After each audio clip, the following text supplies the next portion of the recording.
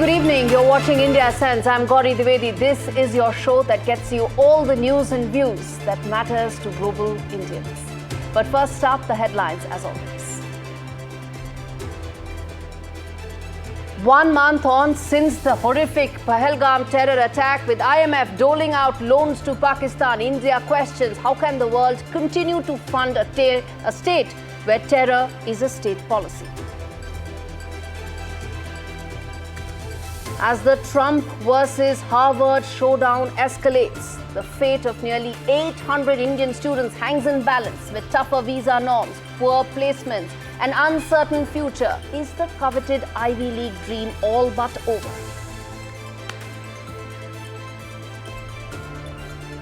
Yunus provokes, leans towards Beijing. India acts. Kaladan project to link the northeast with mainland India through Sitwe port.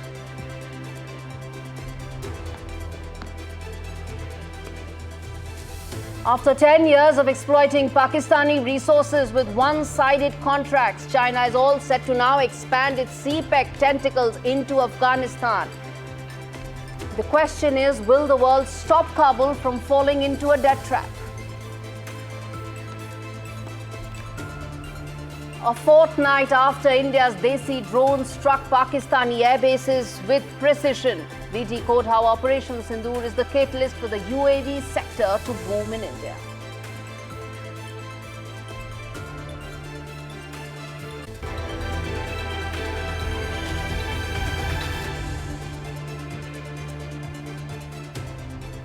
One month on, and the cries of 26 innocent souls still echo unanswered. A retaliatory 25-minute precision strike, a 4-day border flare-up, and Operation Sindoor's diplomatic domino. Yet the world's conscience seems stuck in limbo and slumber. But now India's patience has run its course.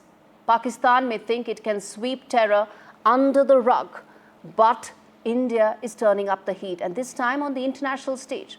Government sources confirm that New Delhi is set to push the Financial Action Task Force, the global watchdog on dirty money and dark networks, to bring Pakistan back to its infamous grey list. It was there. It was there for some time, twice actually, and then it got out. It got out because of China's support. Islamabad has for long been able to play both sides, convincing the world that it is acting on terror when it's actually fermenting. When even as missiles flew and innocent Indian lives fell, the IMF handed Islamabad a bailout package in the middle of that war. And during a near-war situation, this happened. Delhi is livid, and sources say it has conveyed its deepest disappointments to the IMF loud and clear. But it doesn't stop there. India will oppose any fresh World Bank funding to Pakistan. The message is clear that it cannot allow more funding to go to a country where all finances seem to be headed towards perpetuating the terror infrastructure.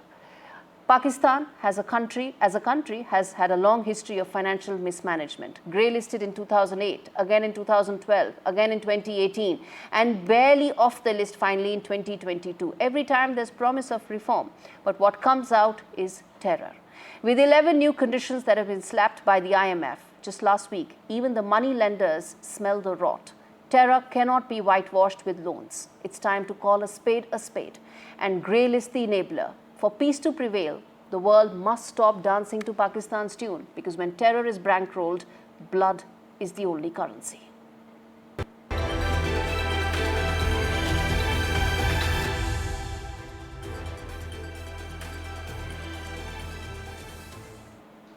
When Ukraine's Bayraktars soared and sank the mighty Russian cruiser Moskva, the world saw the new kings of combat. That's the drones. Russia hit back with Shahids and FPVs. Steel met silicon. Precision replaced brute force. And across the Himalayas, India watched closely, and it moved slowly and swiftly. What happened?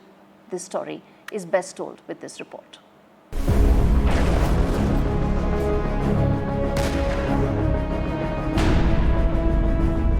On May 7th, India unleashed a wave of precision aerial strikes.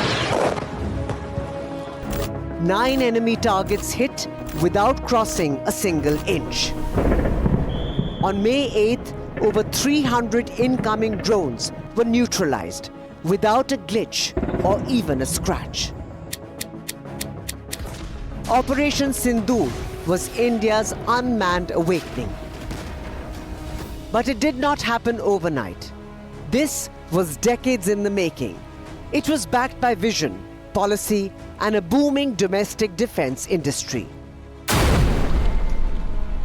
With indigenous defense exports already topping 24,000 crore rupees and headed for 50,000 crore rupees in the next 5 years by 2029, India's drone ecosystem isn't just flying, it's flying indigenous.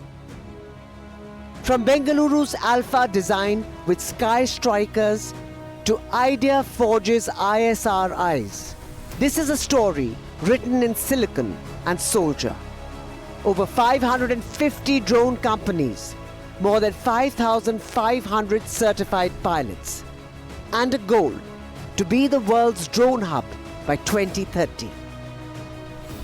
Catalyzed by a tailor-made scheme with 120 crore rupees in incentives and reinforced by a ban on imported drones, India is building combat-ready skies domestically. From AI-powered UCAVs to soldier-mounted anti-drone systems, India is preparing for the new frontier of conflict, one where precision matters as much as power. Well, Operation Sindoor, viewers, was the spark. The engine is Make in India. And the payload? Well, a new generation of warriors, innovators and protectors. In the next war, those who command the skies will command victory. And there are no doubters after the success that India saw in Operation Sindoor.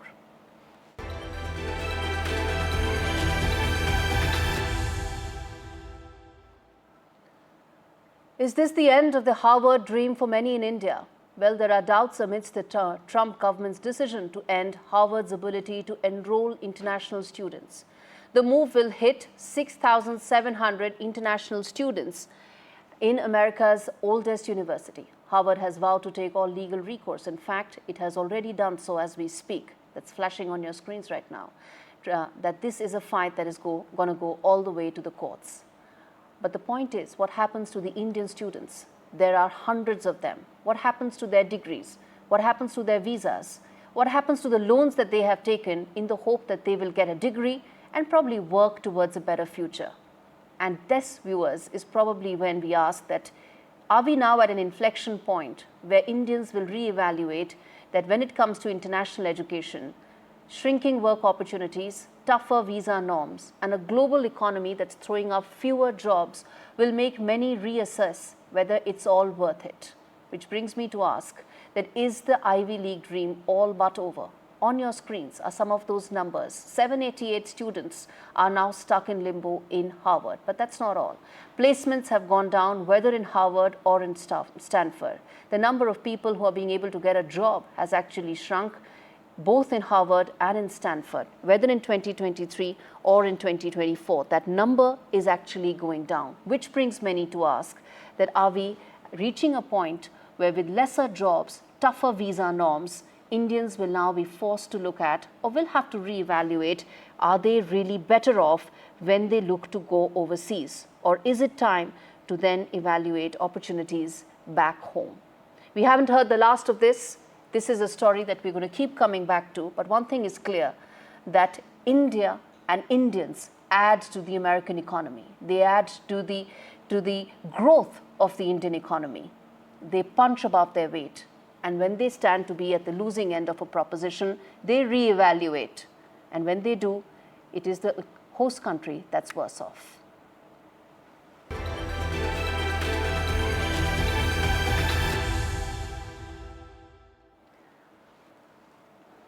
For decades, India gave Dhaka a seat at the table. Concessions, transit, trade, a lifeline through Bangladesh.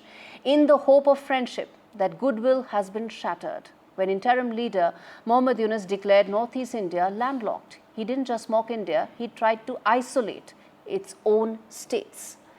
But India is not cornered. India is breaking free. And the answer lies not in Chattogram, but across the bay at Sitwe. India has built its own corridor to the northeast, slicing through Meghalaya, Mizoram and Myanmar. The Kaladan multimodal project is no longer a concept, it is India's new artery, cutting out the unreliable and cutting down dependence. From Kolkata to Aizawl in under 4 days, 1,000 kilometers saved. The path, well, sea to river to road. And all sovereign, no strings, no handouts, no Dhaka. In fact, with Sitwe port operational, India's northeast is no longer blocked. It's connected, it's powered. And that map is telling you just how much of a game changer this is going to be.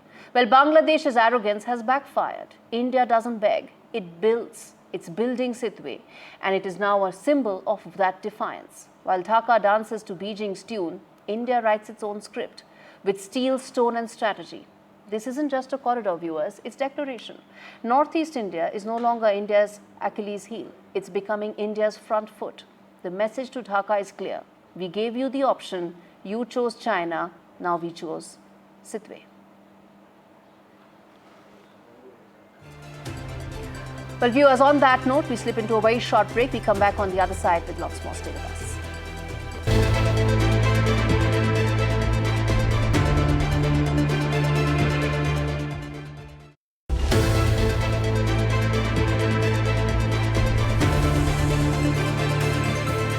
Welcome back, viewers. They say you cannot have your cake and eat it too, but Pakistan seems to defy that logic, begging the world for handouts while stocking up on bombs and bullets. As 11 million citizens stare at empty plates, Islamabad chooses power over people, and once again, international aid becomes a loaded gun pointed at peace. Take a look.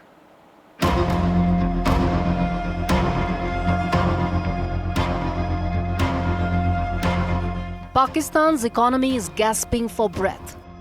Inflation is soaring, reserves are scraping the bottom of the barrel. While 11 million people face severe hunger across flood-hit districts, Islamabad is signing arms deals with Beijing. And yet, Islamabad has $7 billion earmarked for defense in 2025. The story is not new. Since 2016, over a quarter of Pakistan's population has been stuck in a food crisis. Children are born underweight, mothers eat less so their kids can eat at all. We are not saying this, the United Nations is.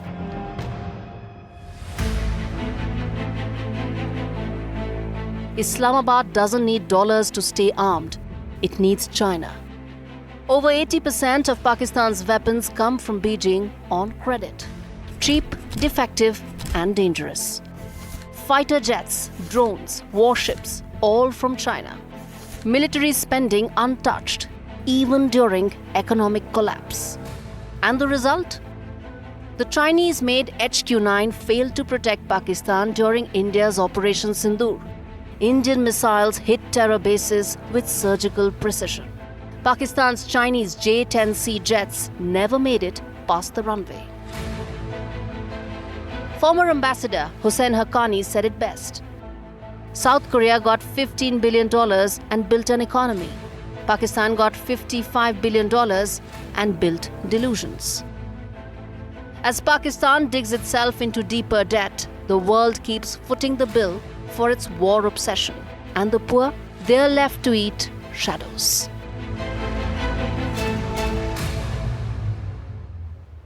The man who understands Pakistan probably the best, Ambassador Ajay Bisaria, on what all is happening in Pakistan at a time when they lost a war, they don't have money to feed their people. But what is the Army General doing? Well, he's promoting himself. Listen in to what Ambassador Bisaria had to say about what all is happening in Pakistan.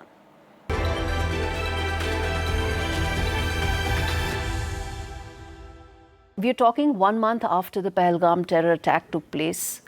As far as Pakistan is concerned, no action has been taken. Instead, all that they've done is they've promoted their general, who's now a field marshal. That's all that Pakistan has done so far. I think what it demonstrates is that all this action, right from Pahalgam to now, was about Asim Munir and his personal objective of regime consolidation. Because he was weak before he went into this episode, and he's emerged stronger. He's emerged as a field marshal, and he has managed to now increase in his view or enhance the legitimacy and credibility of his own position and that of the army. And I think it's bad for the people of Pakistan, it's bad for Pakistan, but it's good for Asim Munir personally.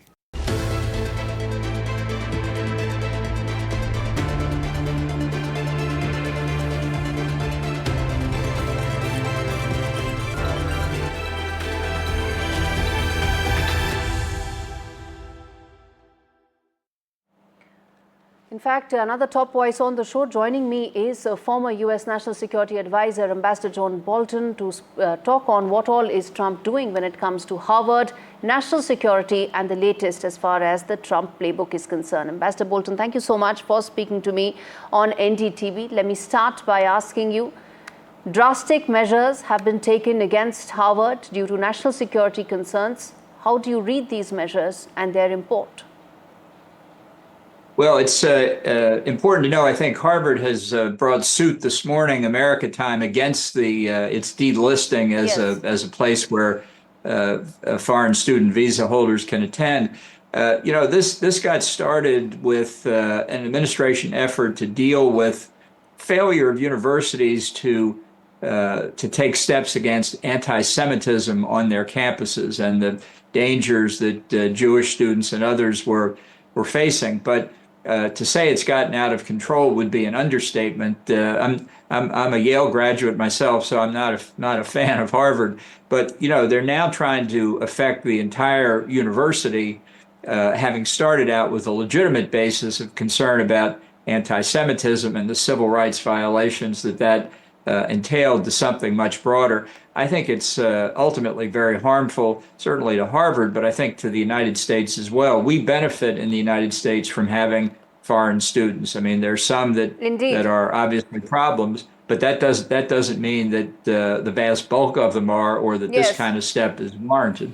This is a very important story because it impacts almost every country, because India itself sends about 800 international students to Harvard. So this has huge implications, but also it redefines the playbook, doesn't it? Because the Trump administration is saying, Ambassador Bolton, that there are concerns regarding Chinese presence on Harvard campuses, and which is the reason why they feel that they have to invoke those national security concerns. Well, this is a good example of overreaching by the administration. I'm worried when our adversaries are able to take advantage of the U.S. educational system, and if there are specific countries that are a problem, then we ought to take steps to solve that problem. For example, for many years, Iran sent graduate students in mathematics and physics to American universities, potentially now contributors to the Iranian nuclear weapons program. So there's certainly reason here to screen people when they ask for visas for the United States. Every country does that. We're no exception. Indeed. But I've also found over the years, particularly students who come to the United States, we don't have a propaganda campaign when students come. They see the U.S., they see the good, the bad, and the ugly. Nonetheless, most are convinced that we have a system that bears evidence. Right. So I would be very upset about a program that essentially kept more students out, kept more foreign students out, which is the direction the administration seems to be going. But the fact that there was the horrific killing of the two Israelis in Washington, D.C., they were embassy staffers, does that further the Trump government's argument about anti-Semitism being on the rise in America? Well, I think it's a terrible tragedy, and particularly coming in Washington concerns everybody, the families especially. The person arrested, who basically confessed on the scene that he had done it, appears to be an American citizen from Chicago, an extreme leftist, from what people can tell from his social media postings. And it's evidence that, unfortunately, anti-Semitism occurs across the political spectrum. So it is a rising problem in the U.S. and Europe and other places as well, and it will increase concerns. Sir, which brings me to ask you that as the former NSA, how do you see that particular instance, that shooting instance, probably affecting Trump administration's view and approach regarding Israel as well as the Gaza conflict? I think a lot will depend on whether the shooter was acting on his own, whether it was just ideological motivations. Did he have a network supporting him? Were there others involved? Were they foreign in some connection? But Americans generally are very sympathetic to Israel, very supportive of their efforts to escape terrorism. We were attacked on 9/11, as India has been attacked many times by terrorists. So I think this will move most Americans to say to more strongly support Israel. All right, so we leave it there. Thank you so much for speaking to me on India Sense, a story that we're going to keep revisiting simply because it impacts so many Indian students, Indian families here. All right, let's now quickly get in some of the worldviews that are coming in. First up, Donald Trump met with South African President Cyril Ramaphosa in what became a diplomatic flashpoint. The reason: Trump expressed deep concern over the treatment of South Africa's white minority, just 7.3% of the population. He went so far as to share videos, issue warnings, and make it a headline. But here's the glaring question: where is that same moral urgency when it comes to the 9% of Bangladesh's population that is Hindu or some other minority communities? Instead, what do we see? On 24th of March, in fact, the US government conducted joint military drills with Bangladesh. It's time global powers stop cherry-picking whose human rights matter, because injustice anywhere, whether it's in Africa or in South Asia, should be condemned everywhere. Silence, after all, is complicity. All right, on that note, it's a wrap on this edition of India Sense. Thanks so very much for watching.